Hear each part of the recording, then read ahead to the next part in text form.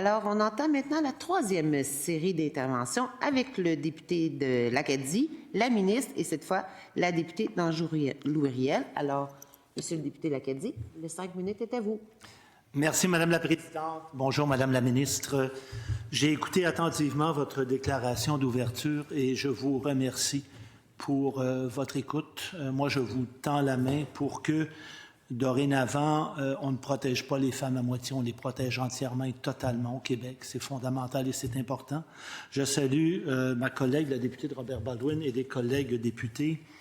Et moi, je vais concentrer mon intervention ce matin sur un volet plus précis, niché, qui est celui des poursuites criminelles. Lors de l'ouverture de la session, le premier ministre a parlé de la loi et l'ordre. Évidemment, c'est important, la sécurité publique. On a parlé aussi du rapport Rebâtir la confiance, un rapport transpartisan qui était présidé par Mme Élisabeth Corté, ancienne juge en chef de la Cour du Québec. C'est fondamental. Il y a des avancées qui ont été faites, je le salue, mais il faut avoir les moyens de nos ambitions. Et c'est là que ça devient plus compliqué. Rappelez-vous, peu de temps après l'ouverture de la session, dans un point de presse, suite à une déclaration du président de l'Association des procureurs aux poursuites criminelles et pénales, on dénonçait l'absence de financement, la charge énorme des procureurs, et il fallait le faire parce que si on veut redonner confiance, si on invite les victimes, en grande majorité des femmes, à dénoncer ce qui est énorme, ce qui est important, ce qui fait mal, ce qui est difficile, et je le comprends, bien après, il faut être capable de poursuivre le dossier jusqu'à la toute fin, et on parle ici de violence conjugale, donc évidemment de crimes, ou de violence sexuelle, encore des crimes. Et je peux très bien comprendre la charge des procureurs, Madame la Présidente, parce que ce travail-là, je l'ai fait sur le terrain, tant au fédéral qu'au provincial. J'étais à l'époque ce qu'on appelait un procureur terrain, donc celui qui va à la cour tous les jours. Puis en Montérégie, on me donnait des dossiers d'agression sexuelle chez des femmes et chez des enfants. Alors, je peux très bien comprendre ce que ces procureurs-là vivent. C'est une charge qui est énorme. Heureusement, après les sorties, on me dit qu'il y a des contrats de procureurs temporaires qui ont été renouvelés. Tant mieux. Malheureusement, il a fallu une sortie publique d'une association de représentants des procureurs puis d'un député pour qu'il se passe quelque chose. C'est peut-être pas normal. Et j'en appelle à la ministre. Je veux vous souligner que, selon les chiffres de l'Association des procureurs, depuis que le ministre actuel est en poste, ils sont passés de 745 procureurs à 747, 2 de plus. Par ailleurs, on a un tribunal spécialisé. C'est bon, c'est important, mais encore, il faut avoir des gens pour le faire fonctionner. On a parlé, évidemment, de l'importance des poursuites, de la loi et de l'ordre, mais encore, faut-il des procureurs pour les faire, ces dossiers. Et ça, c'est fondamental. Et j'aimerais attirer l'attention de cette commission et de vous, Madame la ministre, parce que, il y a quelques semaines, l'Association des procureurs écrivait au ministre de la Justice pour dénoncer la situation. À la suite de l'ouverture de la session, à la suite de la conférence de presse qu'on a faite, et l'association tendait la main au ministre pour que ce dernier puisse s'asseoir avec les procureurs et qu'il aille voir sur le terrain quelle était la réalité.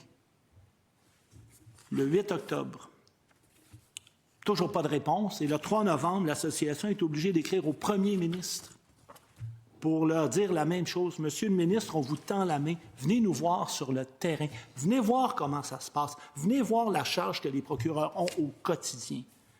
Bien, heureusement, après la lettre au premier ministre le 3 novembre, ainsi qu'au ministre de la Sécurité publique, le ministre de la Justice a répondu au président de l'association, quelques jours après. Dans sa réponse, il dit, écoutez, on a le tribunal spécialisé, on appuie les procureurs, c'est important, on est là, vous avez des rencontres statutaires. Madame la Présidente, c'est pas de ça dont on parle. Et ce qui est important, c'est que le ministre aille s'asseoir avec les procureurs pour qu'ils soient à même d'évaluer correctement, ou, Madame la ministre, les enjeux qu'ils ont. Je vous remercie. Merci, Monsieur le député. Madame la ministre. Madame la Présidente, vous comprendrez que beaucoup de questions adressées au ministre de la Justice. Ce serait un plaisir d'y partager le tape, comme on dit chez nous. Heureuse qui vous ait répondu. Important de souligner le travail des tribunaux spécialisés. Là. Le ministre de la Justice a fait un travail énorme là-dessus. On doit quand même se féliciter. Là.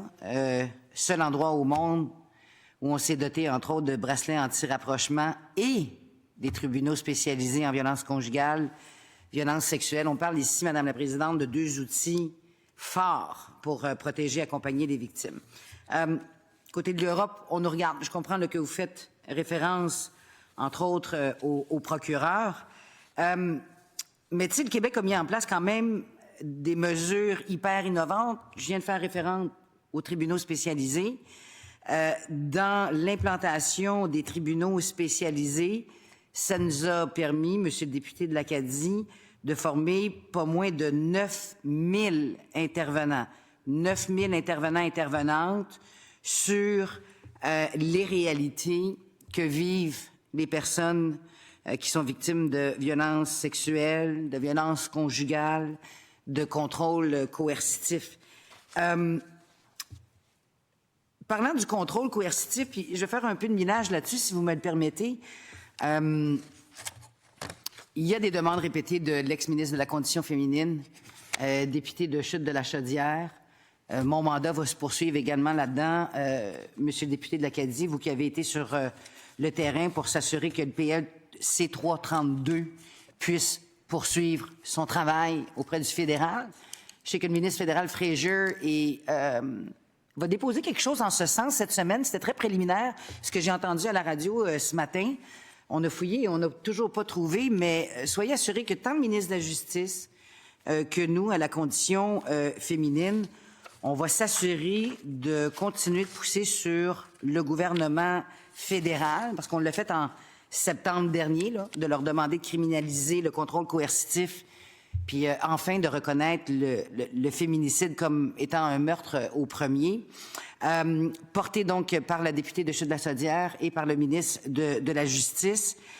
Malheureusement, il est tombé, comme vous le savez, au feuilleton, mais là, puisque les travaux ont repris, on va surveiller de très, très près ce que le fédéral va faire. Ils ont néanmoins multiplié les démarches auprès du fédéral, mes collègues, pour que le code criminel soit resserré, des peines qui reflètent vraiment la gravité des gestes commis. Cesser ces fameuses, on les appelle soit les peines bonbons ou encore les fameuses peines Netflix, des délinquants sexuels particulièrement, des peines qui sont purgées à domicile. Le ministre de la Justice est intervenu à plusieurs fois dans les médias, auprès de la population, interpellé le fédéral à plusieurs reprises pour que ça change. Également, l'idée, Madame la Présidente, de mettre en place des peines consécutives pour les crimes multiples. Donc, un criminel ne pourrait donc pas purger des peines multiples en simultané. On le voit. Un exemple hyper concret, Madame la Présidente, un délinquant condamné à une peine de 7 ans, puis une peine de 5 ans, bien, il devra purger un total de 12 ans et non de 7. Donc, c'est des intentions du ministre de la Justice, c'est des intentions qui sont appuyées par le gouvernement du Québec, mais également par la ministre responsable de la Condition féminine. Si jamais les gens ne l'ont pas vu, je le rappelle pour le contrôle coercitif, cette série extraordinairement troublante britannique, Adolescence, je ne fais pas erreur, nomination aux Oscars, aux Emmy, aux Tony. Je pense qu'il n'y a pas une nomination qui n'a pas été soulevée avec ce documentaire-là. En fait, cette série fiction qui se rapproche beaucoup trop, à mon avis, de la réalité. Le premier ministre britannique qui a d'ailleurs insisté sur le fait que ça devrait être présenté dans les écoles. Remarquez, dans le cursus scolaire ici, au Québec, là, il y a des indications très claires là, sur comment ne pas exercer ou se défaire de ce contrôle coercitif-là. Donc, les gens qui n'auraient pas eu l'occasion de voir cette série-là, troublante, difficile, adolescence, mais sachez, Monsieur le député de l'Acadie, que le ministre de la Justice entend très bien vos réclamations ce matin, puis que les tribunaux spécialisés, c'est vraiment une étape importante pour aider les femmes qui sont victimes de violences sexuelles et conjugales. Merci, Madame.